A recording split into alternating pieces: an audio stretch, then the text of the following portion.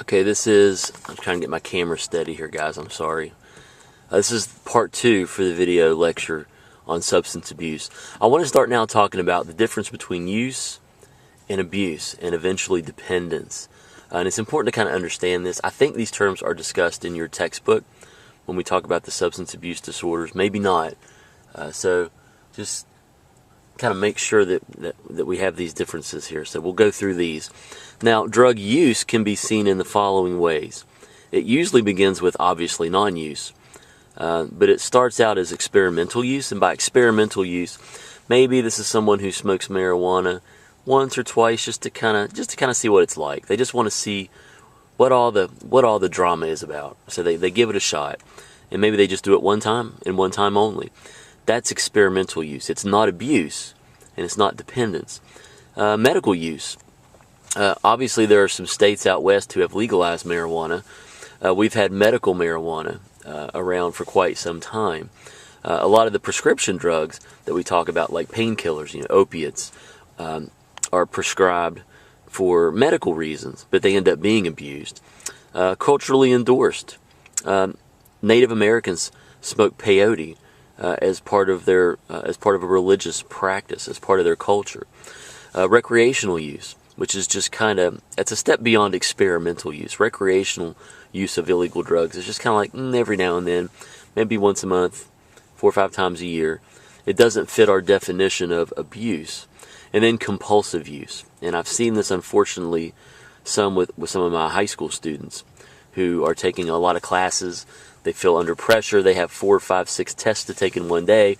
So they may take a whole bunch of stimulants, caffeine pills, or even uppers, if you will, to try to stay awake, to try to stay alert. That compulsive use is kind of like a lot all at once, just to kind of maybe get through a situation like a test, as you can kind of see the person cramming for a test here. Now, the problem is sometimes adolescent drug use can turn into abuse. Now, the user becomes dysfunctional when it turns into abuse. Now, someone who abuses illegal drugs or alcohol, they're using these drugs or alcohol more on a regular basis. It's not just every now and then. Okay, it's not just for medicinal purposes. Now we're looking at dysfunction, including inability to attend school. Even if they are in school, they may not be able to perform well in school. I had many friends in high school, more than several, who were using drugs while they were in school every day, and they did okay, but some of them did not do very well while they were at school because of the drugs in their system. They can pursue dangerous or reckless behaviors like driving under the influence, for example. Every high school has a story that I teach in about some student or students who are in an automobile under the influence, and then negative outcomes ensue, and putting themselves and other people in danger. So this dysfunction usually leads to the young person focusing his or her entire life on getting these drugs or obtaining them, maintaining them, and then using them. So it starts to consume his or her life. Drug abuse can also lead to the following negative outcomes: obviously arrest, incarceration, prosecution, and even death in some situations. So now we'll talk about dependence here shortly. A few of the main types of illegal drugs, we'll talk about those for a few minutes. Obviously, alcohol. Again, I think we talked about the statistic that high school seniors, and a lot of you watching this are seniors. The statistics say that a lot of you, like 75% of you, I think, have tried alcohol at least once. And again, not passing judgment, but certainly that seems reasonable to me given what I understand about high school seniors and being in high schools and working with high school aged children quite a bit. Alcohol is dangerous because what it does is it relaxes your inhibitions.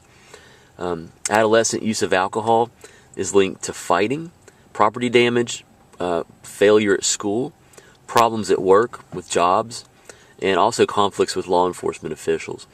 And even more upsetting than this, alcohol contributes to nearly 100,000 deaths every single year, and most of those including adolescents and young adults. The next type of illegal drug that we'll talk about tobacco. Tobacco has always been a bigger problem in Appalachia than in other areas. It's not illegal for adults to chew, rub, or smoke tobacco, but you do have to be a certain age before you can use tobacco in this country.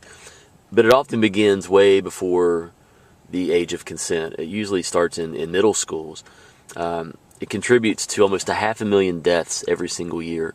And tobacco, in my opinion, we're talking about epidemic problems in middle schools and in high schools. I can rarely go into a restroom in a high school without seeing a big wad of chewing tobacco in a urinal or on the floor somewhere. So it's just, and of course we could talk a lot about cancer and some of the other problems that go with tobacco use. And of course, marijuana.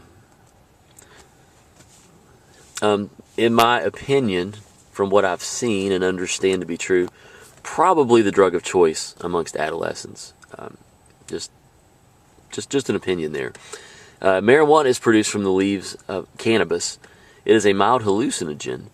Smoking it in small amounts can lead to an early stimulation or excitement, which then leads to a subsequent feeling of calmness or even drowsiness. There's a ton of research, and actually we're going to talk about the legalization of marijuana like during a class period, kind of like a special topic at some point soon. There's a lot of research starting to come to the surface suggesting that marijuana is no more dangerous than alcohol and actually has very positive benefits if used in moderation for our bodies and for our well-being. We'll talk about that at a later time. Smoking large amounts of marijuana can lead to distortions in auditory perceptions and distortions in visual perception. So we're not saying that it can make you outright hallucinate, but it can distort what you hear and what you see. And we've already talked about auditory and visual hallucinations. So there are some effects there. Cocaine. Cocaine is making a little bit of a comeback. It was very popular in the 1980s. It's a powder derivative of the coca plant. When it was introduced in 1860, it was considered a medical breakthrough because it was thought to be able to treat depression and fatigue. But it was quickly figured out that this drug was incredibly addictive, and the government actually controlled it in 1906.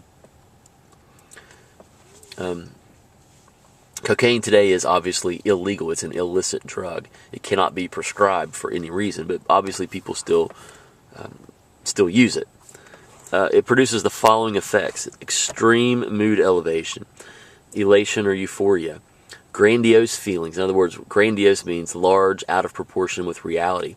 People think they can do superhuman things like lift cars and jump off buildings. Heightened sense of physical prowess. They think they're very strong physically when maybe they are not. I don't know if you've ever been around someone who is on cocaine. I have a couple times, and it's pretty scary to see someone using this drug. Snorting is the most common method of use. Freebasing, which involves smoking the crystals, is also somewhat common. The most powerful way and quick way to get this drug into your system is intravenously, IV use. Within 15 to 20 seconds, if you inject it, you'll start feeling the effects. Speedballing. This is using cocaine with another drug, and this is actually what killed the actor and comedian John Belushi.